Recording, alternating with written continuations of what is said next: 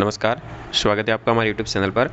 बात करते हैं RKSMB के राजस्थान की शिक्षा में बढ़ते कदम के तहत तृतीय आकलन का आयोजन 29 अप्रैल से 30 अप्रैल 2024 के मध्य होगा, जिसके लिए शिक्षा विभाग बीकानेर ने आदेश जारी कर दिया है।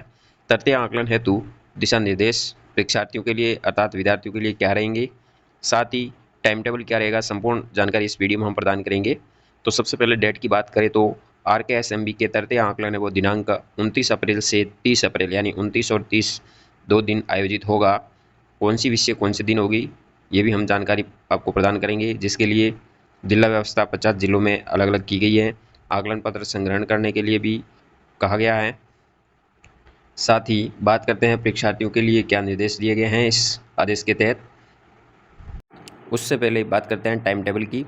तो समय विभाग चक्र किस तरह से रहेगा ऐसे तरीका, जिसमें 29 अप्रैल यानी सोमवार को प्रातः 8:30 से 9:30 बजे के मध्य कक्षा 3 की अंग्रेजी होगी और कक्षा 4 की हिंदी गणित की परीक्षा आयोजित होगी।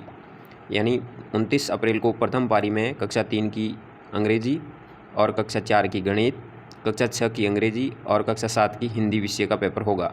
साथ ही 29 अप्रैल सेकंड पारी यानी 12 बजे से 1 बजे के मध्य दोपहर को आयोजित होगी, जिसमें कक्षा 3 की गणित होगी, कक्षा 4 की अंग्रेजी, कक्षा 6 की हिंदी और कक्षा 7 की गणित विषय की परीक्षा आयोजित होगी।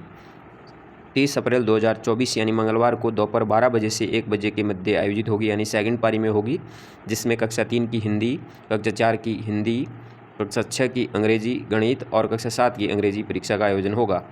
तो ये होगा 30 अप्रैल को, और 29 अप्रैल को 2 यानी 6 विषय एक साथ होगी, जिसमें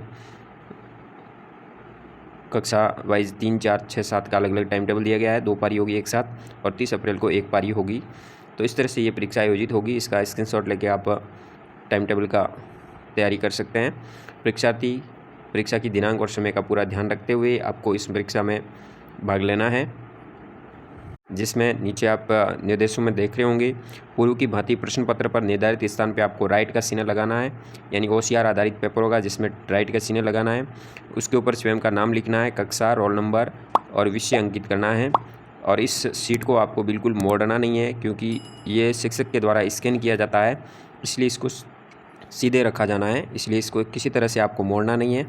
ये संपूर्ण राजकीय विद्यालयों में आयोजित होगा। तो इस तरह ऐसे थ्री का आयोजन 29 अप्रैल से 30 अप्रैल के मध्य होगा। साथ ही ये केवल कक्षा 3, 4, 6 और 7 के लिए आयोजन किया जाएगा। कक्षा 5 और 8 के लिए बोर्ड परीक्षा के कारण ये आकलन नहीं होगा। आकलन पत्र की अवधि यानी समय है वो 1 घंटे का होगा।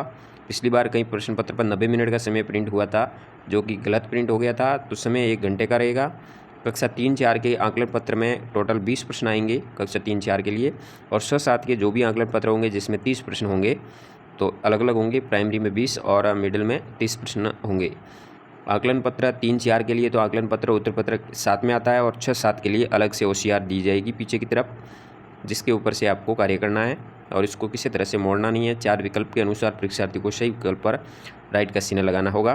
तो इस तरह से आप अपने परीक्षा का तैयारी कर सकते हैं और उसमें भाग ले सकते हैं। धन्यवाद। जानकारी अच्छी लगी तो वीडियो शेयर जरूर कीजिए। जय हिंद, वंदे मातरम।